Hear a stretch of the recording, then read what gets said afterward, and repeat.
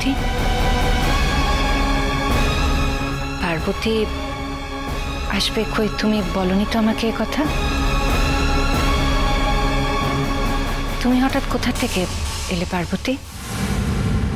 বলবো বলবো বলতেই তো এসেছি। কি গো নতুনদা তুমি? আচ্ছা আমি কি করে জানবো নতুনদা তোমাদের কিচ্ছু বলবে না? কি ব্যাপার, তুমি আবার এসেছো? হ্যাঁ মাসি, আবার এসেছি। তোমাদের বাড়িতে না এসে পারি? তা কি মনে করে? এটি কে? নতুনদাই পরিচয় করিয়ে দেবে। ও নতুনদা, দেখছো তো এখনো সকলে আমার উপর রাগ পুষে রেখেছে।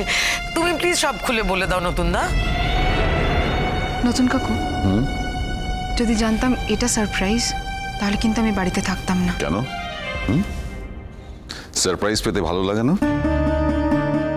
আরে সারপ্রাইজের এখনো অনেক বাকি আছে। পার্বতী ফিরে এসেছে। পার্বতী এমন একটা জায়গায় ছিল সে অন্যকে জানাতে চায়নি কোথায় আছে। যদি আমি জানতাম, কিন্তু আমাকে দিয়ে প্রমিস করিয়েছিল যাতে আমি না বলি। এটা ওর ব্যক্তিগত ব্যাপার, আর ওই ব্যক্তিগত চাওয়াটাকে আমি রেসপেক্ট করি। ওয়েট করছিল যে ও নিজে এসে সবকিছু তোমাদের জানাবে। আমার রিকোয়েস্ট করেছিল, আমি শুধু সেই রিকোয়েস্টটা রেখেছি। তারপরে এক সময় ওর মনে হয় ও এখানে আসতে চায়, আমাকে ফোন করে, আমি আসতে বলি। আর ওই যে ভদ্রলোক পার্বতীর স্বামী অনিমেষ,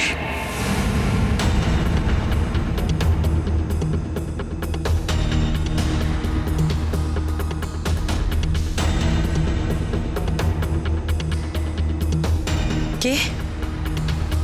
সর্বনাশ, পরিবেশ তো আস্তে আস্তে বেশ রহস্যময় হয়ে উঠছে। রহস্যময় তো বটেই, এখনো অনেক রহস্য খোলা বাকি আছে। কমলিনী, পার্বতী আজকে এসেছে তোমাকে কিছু বলবে বলে।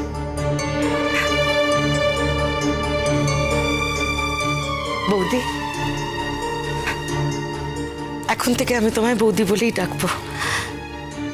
আমি জানি তুমি তুমি আমার উপর বড্ড রাগ করেছিলে, সেটাই স্বাভাবিক। আমার সত্যি কিচ্ছু করার ছিল না, জানো তো। সবটা বলছি। কিছু কারণেই আমাকে ওইটুকু অভিনয়, ওইটুকু ফ্যাসাদটা না নিতে হয়েছিল। সবটা বলছি। আগে আলাপ করিয়ে দিই, তোমাদের জামাই বিপ্লবী, মহাবিপ্লবী। ধরো ধরো। কলেজে পড়ার সময় আমার ওর সাথে আলাপ, তারপর ভালোবাসা, মাঝে অনেকগুলো বছরও আন্ডারগ্রাউন্ড ছিল। একটা সময় এত ভয় পেয়েছিল আমাকে হারানোর ভয়। চুপি চুপি বিয়েও করে ফেলেছিলাম। আর ওইদিকে দেখো, আমার বাবা আমার বিয়ে ঠিক করলেন। কি করতাম আমি? আমার কিচ্ছু করার ছিল না, আমি কিচ্ছু করতে পারতাম না। যদিও ওর সাথে আমার বরাবরই যোগাযোগটা ছিল। একটা কথা আমি তোমাদের আজকে সবার সামনে বলতে চাই। আমি কিন্তু সেদিন জানতাম আমার ওই মাতাল বর বিয়ের রাতে পুলিশের কাছে অ্যারেস্ট হবে। আমি জানতাম সবটা সাজানো ছিল। আমাকে ওই গ্রাম থেকে বেরোতেই হতো, জানো তো। যে করেই হোক আমাকে গ্রামটা থেকে বেরোতেই হতো। আর অনিমেষের পক্ষে সম্ভবও হতো না আমাকে ওই গ্রাম থেকে বার করে নিয়ে আসা। তাই বাধ্য হয়ে তোমাদের এই বাড়িটা আমি ব্যবহার করেছিলাম।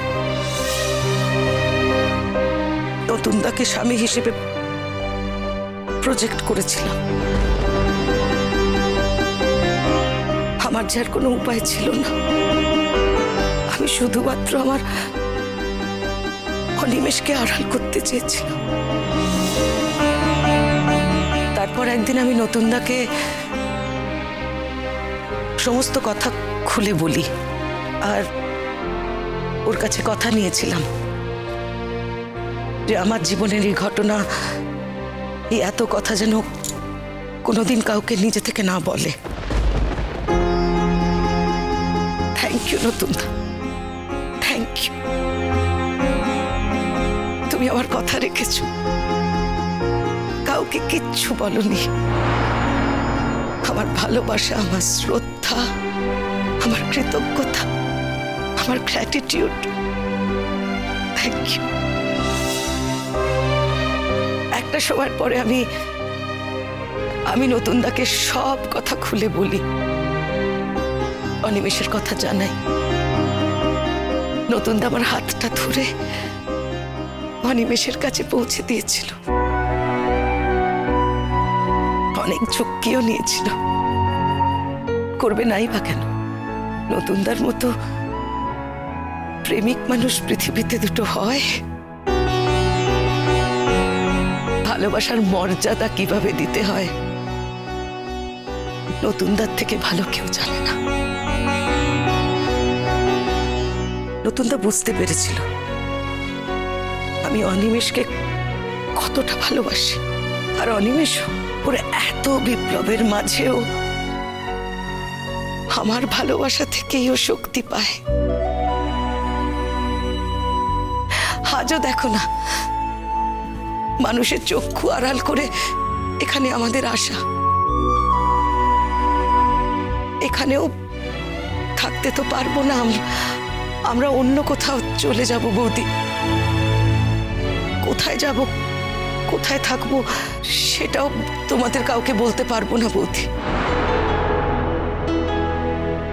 কারণ বলা বারণ। তাই যাওয়ার আগে ভাবলাম আমার কমলিনী বৌদিকে একটা প্রণাম করে যাই।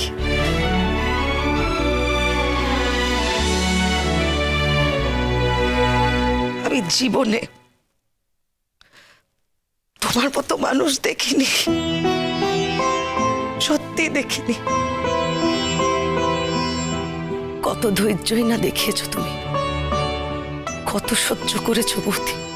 এইটুকু বুঝতে পারি, আমাদের নতুনদার জীবনে আদর্শ নারী তুমি। তুমি বৌদি। হ্যাঁ, এটা ঠিক, ছেলেবেলায় আমার আর নতুনদার বিয়ে ঠিক হয়েছিল,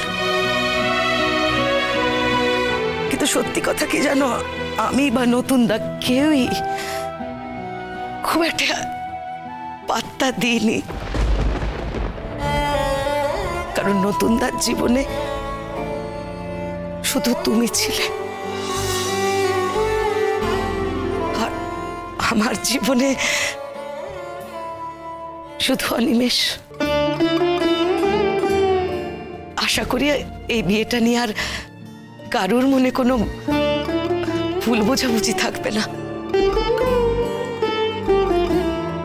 এত ঘটনা তোমার জীবনে, অথচ তোমার নতুনদা কিন্তু আমাকে এগুলো কিচ্ছু বলেনি। এরপরেও আবার এই মানুষটা বলে যে সে নাকি সমস্ত কথা আমাকে বলে, জানো? বলি তো, আমার জীবনের সব কথা আমি তোমাকে বলেছি। আমি পার্বতীর জীবনের কথা বলিনি, কারণ সেটা ওর জীবন। ও যতক্ষণ না আমায় অনুমতি দেবে আমি কি করে তোমায় বলবো বলো? চিরসখা হে